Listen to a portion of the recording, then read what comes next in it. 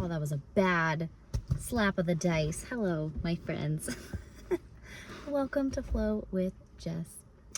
I am sitting here glistening in the sun, sweating in my car office, and I'm having a great time. I'm always happy to get out here. I'm literally in front of my house, and this has been kind of this fun way to do my videos, where when I can, I'm like, I'm gonna go to the car and record a video. I had to do some work. I had to take a little bit of work home, so I've been sitting in here like emailing for like 20 minutes, and it's a very hot summer day, and I'm just sitting here in it, enjoying. So I hope you're having a good day. It's Sunday. Sunday is probably my favorite day of the week. It's what I call my family day.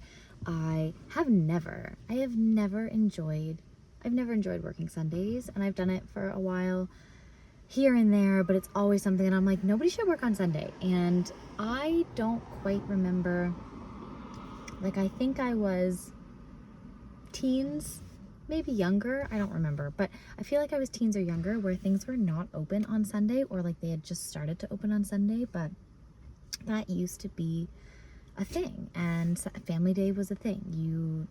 You know, you go to church, you go home, you have breakfast, you hang out with your family, like you just take the time to be home, to enjoy. And I find it's like this beautiful reset, where it's like, okay, you're gonna go into the week, what do you want to do on Sunday? Like, you get to just like hang out, get ready, and enjoy. I took a nap today. It was grand.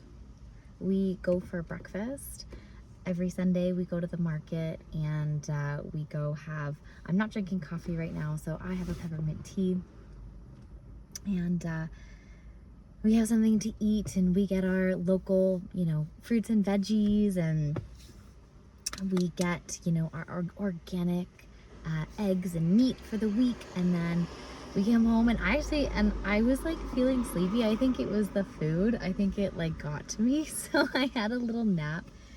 And then I was like, okay, I really want to record a video. I have a little bit of work to do. So went out to the car, and here we are. I'm excited about the week.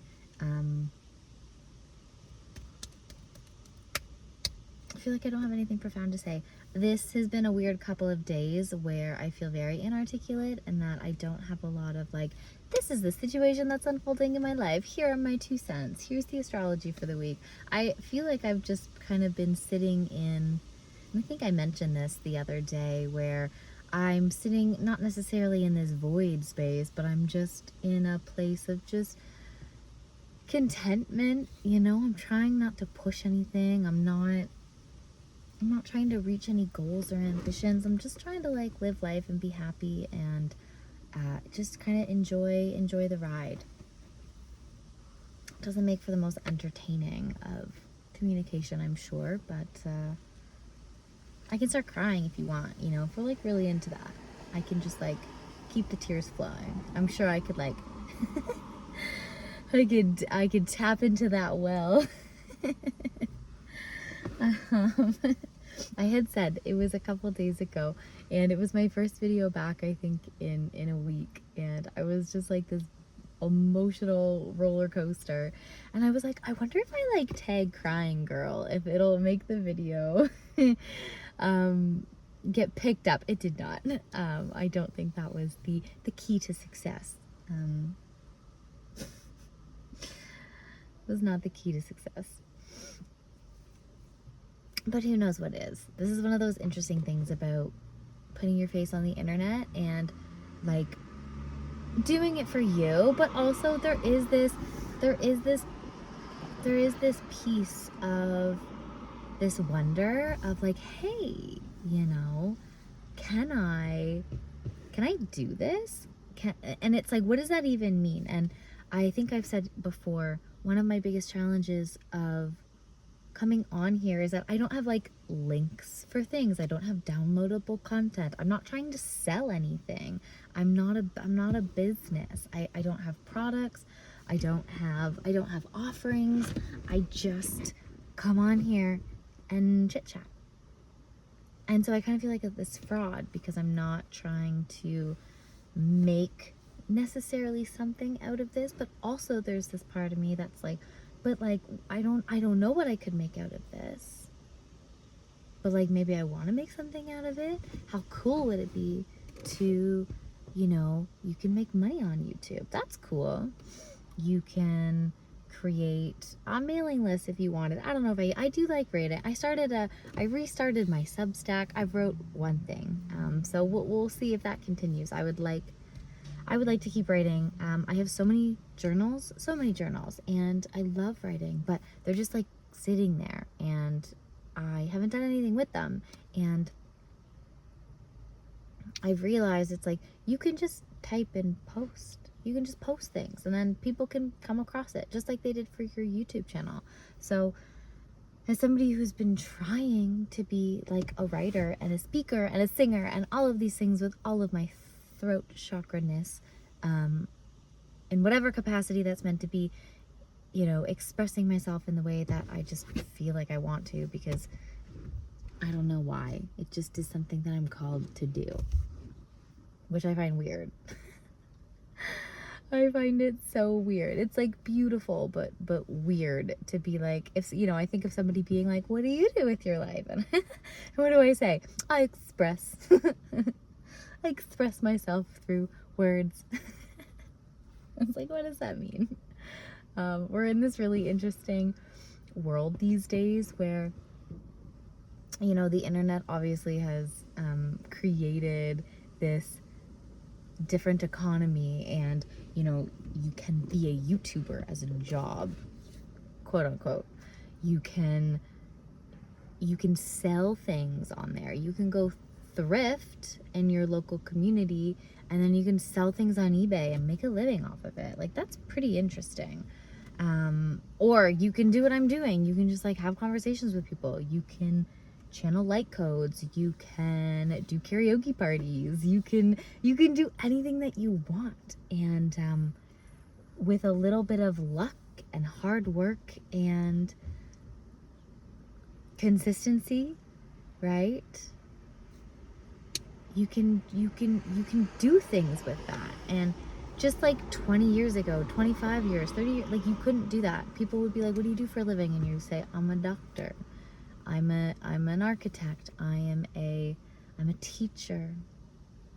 And I grew up in the world where, yes, the internet was a thing, but, you know, like MySpace was coming about. So there was, I think that was probably the first introduction of like potential to be like famous in a way, was like you could have a MySpace, you could put your music on there, like you could be found as a musician. But I grew up and we had careers class, and we did these like assessments of things, and you could like go explore different careers, and there was never like internet personality. It was, you could be a teacher, you could be a lawyer, you could be all of these 3D jobs that have existed up until this point, but there was no expanded view. Like you would never find light worker, you would never find a Reiki master on careercruising.com. If you know about careercruising.com, please please comment down below. I spent so much time on career cruising. I was that kid, and I've said this before, I was that kid that loved things like career cruising, and I loved going on realtor.ca and like shopping for houses, and I loved watching Till Debt to His Part. I was like this young kid that just like loved the idea of all of these random adult parts of your life. Like I loved the idea of like money, career, and like finding this path, because that's what my parents always said. They were like, you gotta find your path, you gotta click in, you gotta choose your career so that you can get into your 9 to 5 and get your RRSP. Is it RRSP in the US? What do you have? Ours is registered retirement savings plan. Is it the same in the US? What's your retirement plan? I know that there's like 401ks. We don't have that here. We have like pensions and stuff, but I know it's different. But anyways, sidebar. I was just always into that. I was always into financial planning and buying houses and having careers. But then so quickly in my life, I just realized, I was like, oh, I couldn't really buy a house. And then I was able to make money. I had good jobs, but like I struggled with trying to like lock into a career. And then especially in my early 20s, when I do sometimes refer to it as like the start of my awakening, but I simply just mean the expanding of my world, where I realized that and I use the word indoctrination, but I don't mean it to be like super intense like that, because I don't mean it to be like that, but quite frankly, it's like you are, on some level, you get born into the family that you get born into. You get born into the environment during the time that you're just simply in. And so your life experiences are shaped by the thoughts, opinions, and life experiences of the people that are around you. And so you get taught all of these things in good spirit, I would hope, you know. I think that every person's just doing the best they can. And I try to hold space for that, because even if you don't,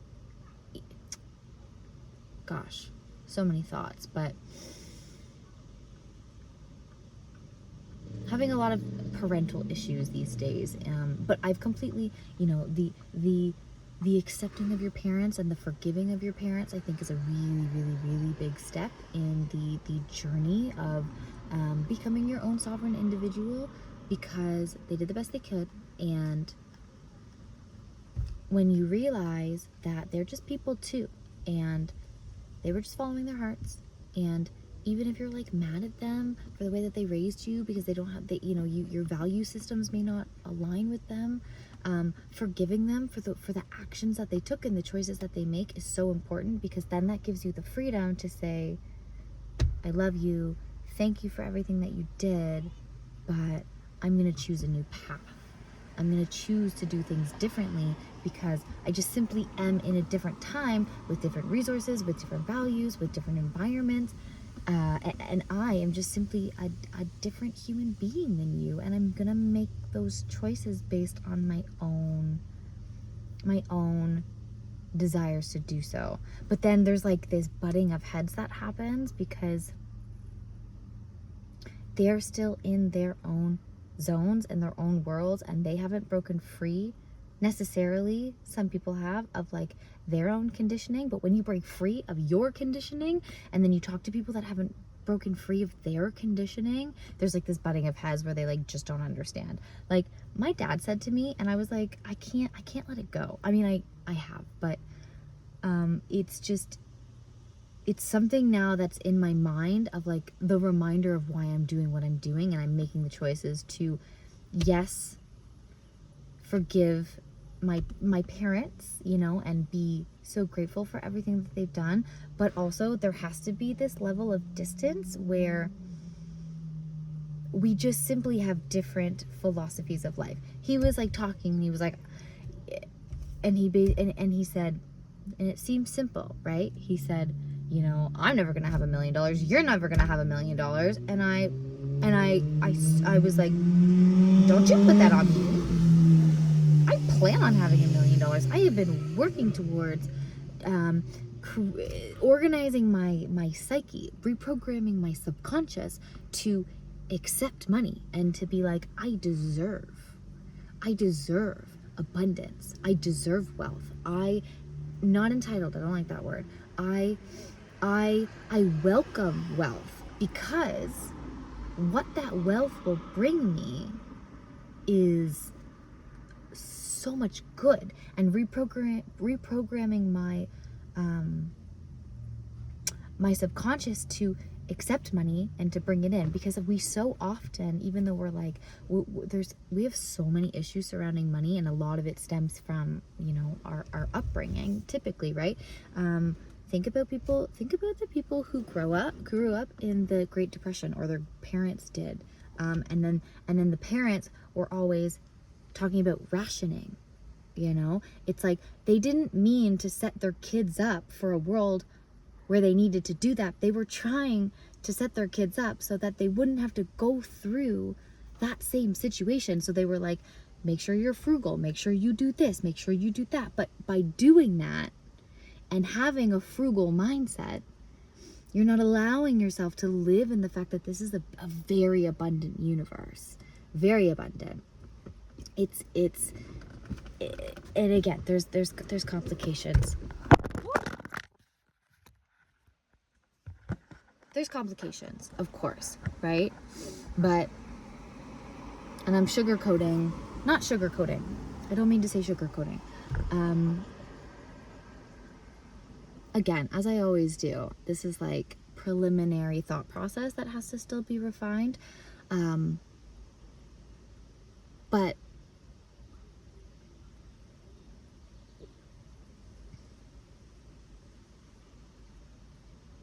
you know when you're a kid and somebody says to you,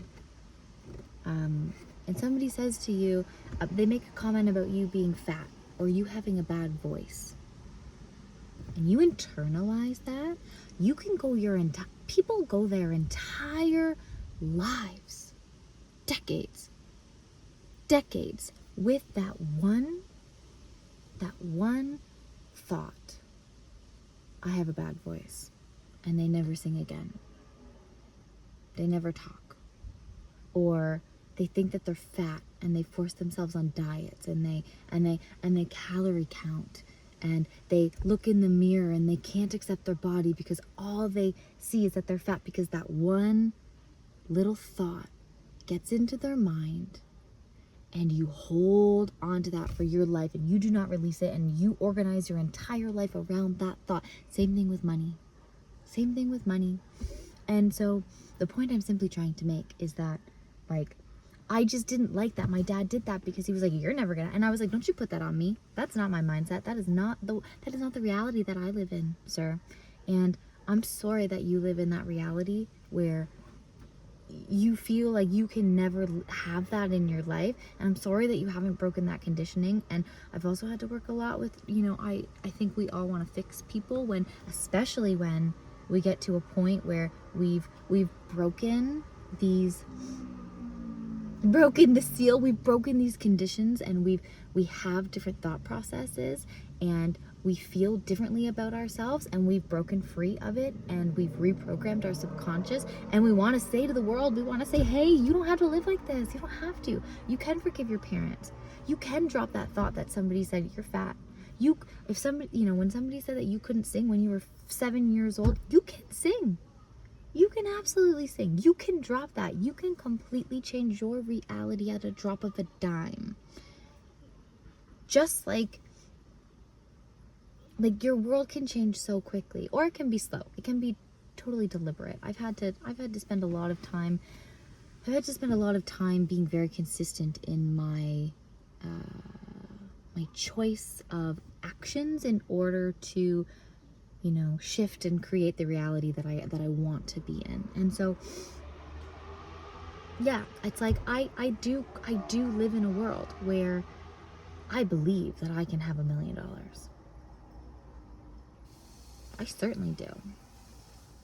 And now, if I was younger and my dad said that to me, I could have held on to that and been like, oh, I'm never gonna be a millionaire. And I could have held on to that belief system, and then I would never become a millionaire. But it's kind of cool to be on that other side where I was like, I'm not gonna accept that. You don't get to put that thought on me. I am not internalizing that whatsoever, because my reality is one where I bring in abundance. I bring in wealth. I bring in happiness. I bring in peace. I bring in love. I live in a world where I have access to the infinite, as you all do too. So if you're listening, if there's any thought that has just been like in your head that you cannot do something, you cannot have anything, like, just try for a second to say to yourself, you know what? I can have exactly what my heart desires. I deserve happiness. I deserve love. I deserve abundance. I deserve prosperity. And see what happens. Try an experiment. See what happens and notice, right? And this is the most important part, is because the thought alone does not create the reality. It's the recognition of when these moments pop into your world, the aha moments, the light bulb moments. It's that conscious awareness of the shift of your belief system that then creates the environment for you to notice, you know? Because what happens if you say, I am full of abundance, I bring in wealth, I bring in prosperity. If you say that to yourself, and then what happens, notice what happens. Because what if you like noticed a quarter on the ground? You could be like, cool, I bring in wealth. And then you're more likely, when those moments pop into your world, somebody becomes a channel member. I bring in prosperity. I am doing what I am supposed to do, and it is bringing me wealth. Noticing that these things happen in your world, and it's kind of like a trick in a way. Like maybe you've heard of the placebo and the nocebo effect, and I read a really interesting book about it, and I'm not gonna try to explain it. Definitely look it up, the placebo and the nocebo effect. We can program our mind. We can reprogram our mind. And so even if you don't believe it fully in your heart, just like try the thought and then notice if something changes in your world. Notice if you get a donation. Notice if you get a channel member. And then it's that thought of like, wow, this actually happened. And then keep repeating the thought. Wow, I bring in these things. I do this. And then notice what happens. And then ding, another light bulb moment comes off. And then the more and more that you are tuned in to these situations happen to your life, the more you start to realize that your life shifts and that you have these things coming in. And it's beautiful. It's so beautiful. I think about how I have a great relationship with the birds. I love the birds. And you know what? I see a lot of stinking birds. Do you know why? Because I talk about them all the time, and I love them, and I am so aware of them. And when I hear them, I listen and I look, and I see so many of them. And they were always going to be there, but it's just, you don't notice it. Just like the moon. People are like, I see people with their phones, like taking photos of the full moon. I'm like, did you not know that this was here? Like, no judgment. But like, as somebody who follows the moon, it's like, I look for it and I find it beautiful. And I do my best to look up in the sky. And I've noticed, you know, again, when it's the full moon, where it tends to be at what time of the day, when it's the crescent moon, when it's just after the new moon, it's there's always so after the new moon, the moon disappears for a couple of days, and then usually about 3 to 5 days later, I'm like, okay, the moon should be like coming up in the sky. And in the morning, when I look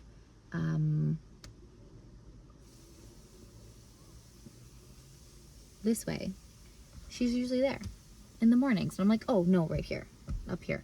But I'm always like, oh, hi moon, there you are, like, welcome back. And so you start to notice the things that you start to notice, and it's a beautiful thing. So anyways, that's it for me. Let me know what you think. This was a fun one. Hopefully I was a little bit more articulate than I have been in videos the past 3 days. Getting back into the groove, baby. Okay, I'll see you later. Bye-bye.